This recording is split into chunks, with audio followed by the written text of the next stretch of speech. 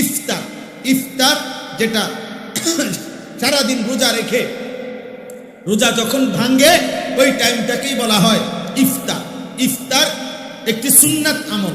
রাসূলুল্লাহ সাল্লাল্লাহু আলাইহি ওয়াসাল্লাম বলেন, আমার উম্মত ততক্ষণ পর্যন্ত কল্যাণের উপরে থাকবে যতক্ষণ তারা জলদি জলদি ইফতার করবে।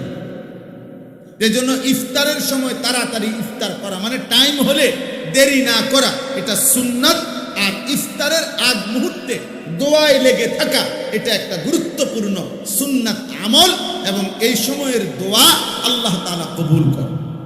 এজন্য মা বোনদের উচিত, আমাদের সমাজের সবচেয়ে বেশি গাফলতি হইল মহিলাদেরকে ইফতারের পূর্বের এই দোয়ার সুযোগ দেওয়া হয় না। হয় মহিলা নিজে সুযোগটা নেয় না, অথবা পুরুষরা তাকে দিতে চায় না। মানে ইফতারের আজান দিয়া ফেলছে, মহিলা তখনও হয় পেঁয়াজ, নয় আলুর চপ, নয় বেগুনি, নয় একটা না একটা কিছু ভাজতেই থাকে। আহারে মা বোন, তো তোমার কি আখেরাত নাই? তোমার জীবন বুঝি এই পুরা রমজানটাও বুঝি এই আলুর চপে আর বেগুনিতেই চলে গেল? হ্যাঁ, এইভাবে শুধু পেঁয়াজুতে চলে গেল, এটা তো ঠিক না।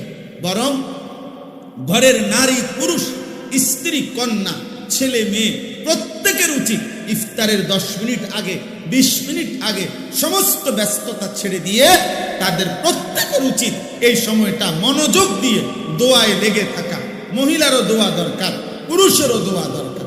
আপনাদের কাছে পুরুষ যারা স্বামী, যাদের স্ত্রী আছে, যাদের কন্যা আছে, যাদের বোন আছে, মা আছে, আপনারা তাদেরকে গুরুত্ব দিয়ে অনুরোধ করবেন,